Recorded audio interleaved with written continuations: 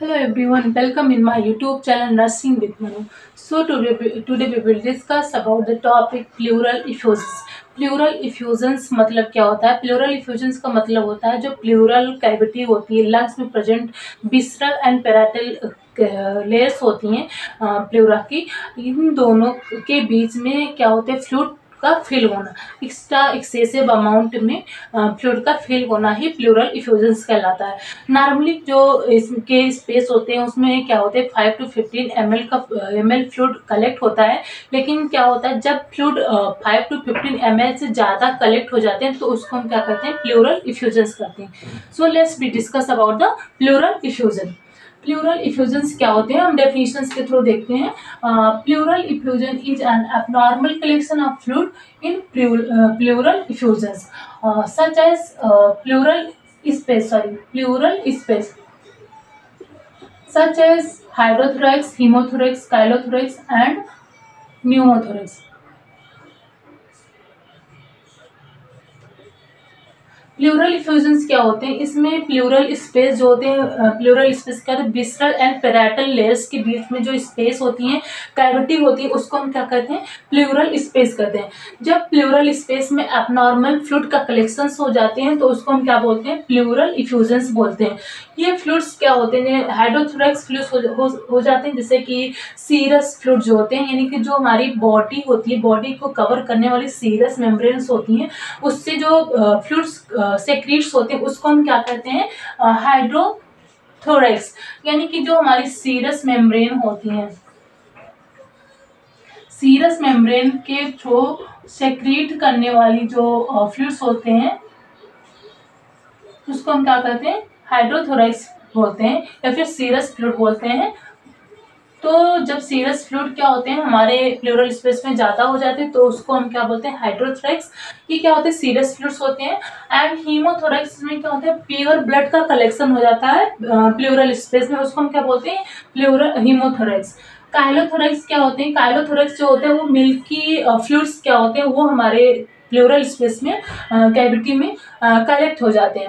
Pneumothorax जो होता है, न्यूमोथोरैक्स जो होते हैं उसमें क्या होते हैं? जो प्लूरल स्पेस होता है उसमें एयर कलेक्शन हो जाता है, उसको हम क्या कहते हैं? न्यूमोथोरैक्स कहते हैं। तो इसमें हम जान पाए हैं कि प्लूरल इफ्यूजन्स क्या होते हैं। प्लूरल इफ्यूजन्स का मतलब होता है abnormal collection of the fluid into the pleural space is known as pleural effusion. अब हम देखते हैं कि इफ्यूजन होते हैं, कॉज होते हैं कि, जो स्पेस है उसमें फ्लूइड का कलेक्शन क्यों होता है। सो डिस्कस करेंगे कॉज क्या होता है। Increase hydrostatic pressures. जब लंग्स के अंदर हाइड्रोस्टैटिक प्रेशर्स इंक्रीज होता है, हाइड्रोस्टैटिक प्रेशर्स यानी जो प्रेशर्स होते हैं, फ्लूइड प्रेशर्स होते हैं, वो बढ़ने की वजह से क्या होते हैं? प्लूरल स्पेस में क्या होते हैं? फ्लूइड के कलेक्शन होने लगते हैं। Increase vascular permeability. Vascular permeability means हमारे जो वेसल्स होती हैं उनकी जो मेम्ब्रेन की कैपेबिलिटी होती है ब्लड को क्या करना? ट्रांसपोर्ट करना बाहर से अंदर की तरफ, उसको हम क्या कहते हैं? वैस्कुलर परमेबिलिटी, यानी capability of the vessels to transmit the fluid from outside to inner side. तो इसमें क्या होती है? जब वैस्कुलर परमेबिलिटी इंक्रीज हो जाती है तो उसकी वजह से जो प्लूरल स्पेस होते हैं उसमें फ्लूइड के कलेक्शंस होते हैं। Next one is increase intrapleural negative pressure. Intrapleural negative pressures क्या होते हैं? चेस्ट के साइड में या फिर लंग्स के साइड में वो बहुत ही डिक्रीज इंक्रीज हो जाते हैं। निगेटिव प्रेशर्स मीन्स क्या होते हैं? जो वाटर्स होते हैं, फ्लूइड्स होते हैं, वो क्या करते हैं? अपने कम होने की वजह से क्या करते हैं? निगेटिव प्रेशर्स को फॉर्म करते हैं और इंट्राप्लूरल स्पेस में क्या करते हैं? ये फ्लूइड का कलेक्शन करने में हेल्पफुल होते हैं। डिक्रीज लिम्फेटिक ड्रेनेज, और लिम्फेटिक ड्रेनेज की डिक्रीज होने की वजह से लिम्फ जब ड्रेन आउट नहीं होता है अच्छे से तो उसमें क्या, उसकी वजह से जो फ्लूइड होते हैं वो जा करके प्लूरल स्पेस में कलेक्ट होते हैं। Inflammation of the pleura. Inflammation of the pleura is known as pleuritis. ठीक है। इसको हम क्या कहते हैं, प्लूरलाइटिस बोलते हैं, जो कि क्या करते हैं, ये प्लूरा को क्या करते हैं, को इन्फ्लेट करते हैं, उसको क्या कहते हैं, बढ़ा देते हैं। इसकी वजह से जो स्पेस होता है उसमें फ्लूइड का कलेक्शंस होते हैं। नेक्स्ट हम डिस्कस करेंगे टाइप्स ऑफ प्लूरल इफ्यूजन। जो प्लूरल इफ्यूजन होता है वो मेनली 2 टाइप्स के होते हैं। एक तो इन्फ्लामेटरी प्लूरल इफ्यूजन, इसमें क्या होता है, किसी भी इन्फ्लामेशन की वजह से जो फ्लूइड्स होते हैं वो प्लूरल स्पेस में जाके कलेक्ट होने लगते हैं। और नेक्स्ट है क्या है, non inflammatory pleural effusion. Non inflammatory pleural effusion में क्या होते हैं, जो नॉर्मल सेल्स फ्लूइड्स होते हैं विदाउट इन्फ्लामेटरी फ्लूइड्स होते हैं, वो क्या करते हैं, प्लूरल स्पेस में प्लूरल स्पेस में ये क्या होते हैं, फिल हो जाते हैं। सो नेक्स्ट हम डिस्कस करेंगे टाइप्स ऑफ प्लूरल इफ्यूजन।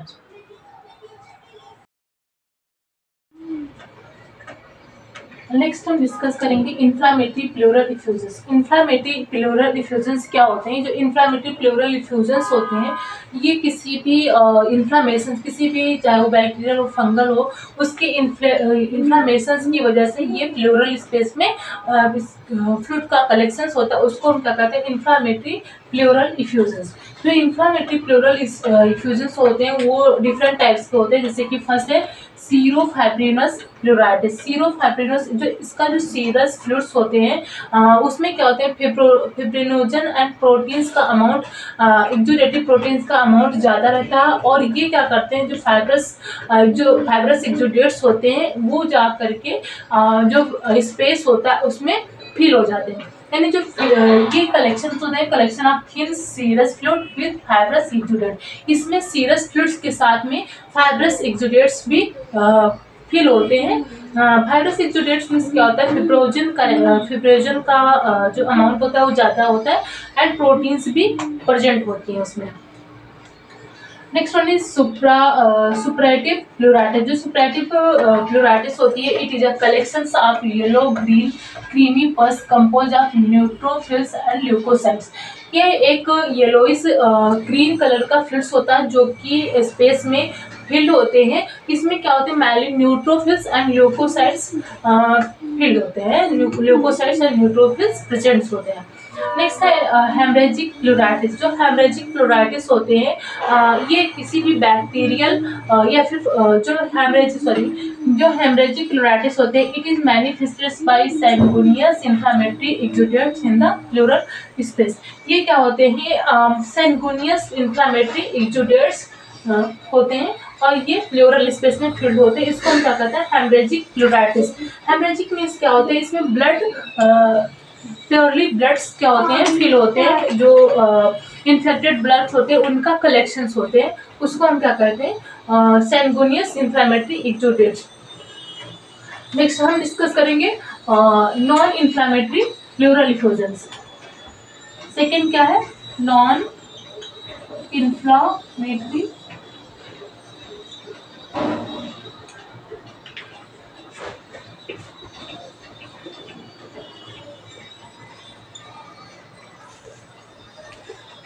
जो नॉन इन्फ्लेमेटरी प्लूरल इफ्यूजन्स होते हैं, इसमें जो स्पेस में फ्लूइड फिल्ड होते हैं, ये फ्लूइड इन्फ्लामेशंस नहीं रहते, नॉन इन्फ्लेमेशन होते हैं, इसमें कोई भी किसी प्रकार का इन्फेक्शंस नहीं रहता है इस फ्लूइड में।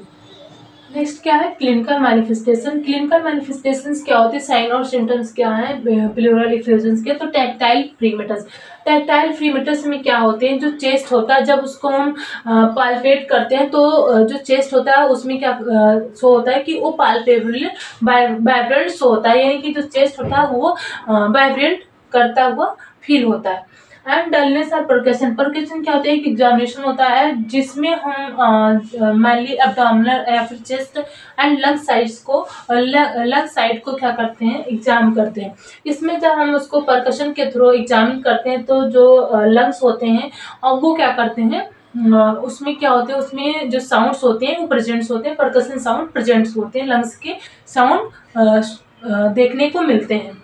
डिसअपनिया मीन्स क्या होता है, ब्रीदिंग डिफिकल्टी होती है। प्लूराइटिक चेस्ट पेन, इसमें क्या होता है, प्लूराइटिक चेस्ट पेन होता है एंड ड्राई कफिंग होती है, और पर्सन्स को क्या होते हैं, ड्राई कफिंग होने लगता है। नेक्स्ट हम डिस्कस करेंगे मैनेजमेंट क्या होते हैं प्लूरल इफ्यूजन्स के।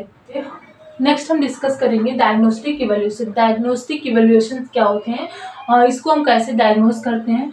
तो सबसे पहले history collection, physical examination, chest X-ray और अल्ट्रासाउंड। चेस्ट एक्सरे करते हैं जिससे हमको पता चलता है कि प्लूरल इफ्यूजन्स कितना अमाउंट में है और किस एरिया में फ्लूइड्स का कलेक्शन हुआ है। सीटी स्कैन करते हैं एंड थोरासेंटेसिस करते हैं। थोरासेंटेसिस एक प्रोसीजर्स होते हैं, इसमें हम क्या करते हैं जो प्लूरल स्पेस के जो फ्लूइड्स होता है प्लूरल स्पेस में, उसको हम क्या करते हैं निडल को इंसर्ट करके एस्पिरेट करते हैं और फिर चेक करते हैं कि इसमें किस टाइप के मैलिग्नेंसीज की वजह से जो फ्लूइड कलेक्शन हुआ या फिर किसी भी इन्फेक्शंस और किस टाइप का इन्फेक्शंस है। ये सारी चीज़ों को चेक करने के लिए हम थोरासेंटेसिस करते हैं। ये एक इम्पॉर्टेंट प्रोसीजर्स होता है डायग्नोस करने के लिए प्लूरल इफ्यूजन्स को। अब हम डिस्कस करेंगे कि मैनेजमेंट क्या होते हैं। तो इसमें हम क्या करते हैं कॉज के बेस पे किस वजह से प्लूरल इफ्यूजन्स हो रहा है उसके बेस पे हम मैनेज करते हैं। तो हम क्या करते हैं ट्रीट द अंडरलाइंग कॉज। जो भी अंडरलाइंग कॉज है उसको सबसे पहले हम ट्रीट करेंगे। Diuretics and sodium restrictions. जब किसी पर्सन को प्लूरल इफ्यूजन्स हुआ है तो उसमें हमें मेनली जो डाययूरेटिक्स होते हैं और सोडियम है उसको कम में देना चाहिए, फिर उसको रेस्ट्रिक्ट करना चाहिए पूरी तरीके से, जो कि प्लूरल इफ्यूजन्स को ट्रीट करने में हेल्पफुल होते हैं। क्योंकि नेक्स्ट है क्योंकि जो डाययूरेटिक्स होते हैं ये फ्लूइड को रिटेंशन में हेल्पफुल होते हैं। तो ये फ्लूइड को रिटेंशन रोकने के लिए हम क्या करते हैं डाययूरेटिक्स एंड सोडियम को हम रेस्ट्रिक्ट करते हैं। एंटीबायोटिक, हम एंटीबायोटिक का एडमिनिस्ट्रेशन करेंगे कि यदि प्लूरल इफ्यूजन्स किसी बैक्टीरियल इन्फेक्शंस की वजह से हो रखा है तो हम उस कंडीशन में एंटीबायोटिक प्रोवाइड करेंगे। कीमोथेरेपी और रेडिएशन। कीमोथेरेपी और रेडिएशन हम उन केसेस में प्रोवाइड करते हैं जब प्लूरल इफ्यूजन्स किसी मैलिग्नेंसी या फिर मैलिग्नेंसी की वजह से हो रखा है तो हम क्या करते हैं कीमोथेरेपी या फिर रेडिएशन देते हैं। थोरासेंटेसिस प्रोसीजर है जिसमें हम क्या करते हैं नीडल्स के थ्रू जो फ्लूइड्स होते हैं उसको एस्पिरेट करते हैं और फिर हम चेक करते हैं उस फ्लूइड्स के किस वजह से इन्फेक्शन हुआ है, कौन से क्या रीजन है जिसकी वजह से प्लूरल फ्लूइड कॉज हो रहा है। नेक्स्ट है चेस्ट ट्यूब इंसर्शन। क्या होता है ये कॉन्टिन्यूसली या फिर बार बार प्लूरल इफ्यूजन्स हो रहा है तो उस कंडीशन में हम क्या करते हैं chest tube insertion means chest में ट्यूब का इंसर्ट करते हैं और उसके थ्रू हम क्या करते हैं फ्लूइड को क्या करते हैं रिमूव करते हैं। Next one is pleurodesis. Pleurodesis क्या होते हैं एक प्रोसीजर्स होते हैं, इसमें हम क्या करते हैं जो प्लूरल होती है प्लूरल लाइनिंग होती है उसको क्या करते हैं रिमूव करते हैं जिससे जो फ्लूइड का कलेक्शन होता है वो नहीं हो पाता है या फिर उसकी जो लेयर्स होती हैं उसको एड्रेंस होने से प्रिवेंट एड्रेंस करते हैं जिससे क्या होता है फ्लूइड का कलेक्शन नहीं होता है। Next one is surgical procedure. Surgical procedure इसमें वीडियो असिस्टेड थोरैकोस्कोपिक सर्जरी करते हैं। इसमें जो प्लूरा होती है उसकी लाइनिंग को क्या करते हैं रिमूव करते हैं जिससे हम जो प्लूरल स्पेस में फ्लूइड का कलेक्शन बार बार हो रहा है वो उसको हम प्रिवेंट करते हैं।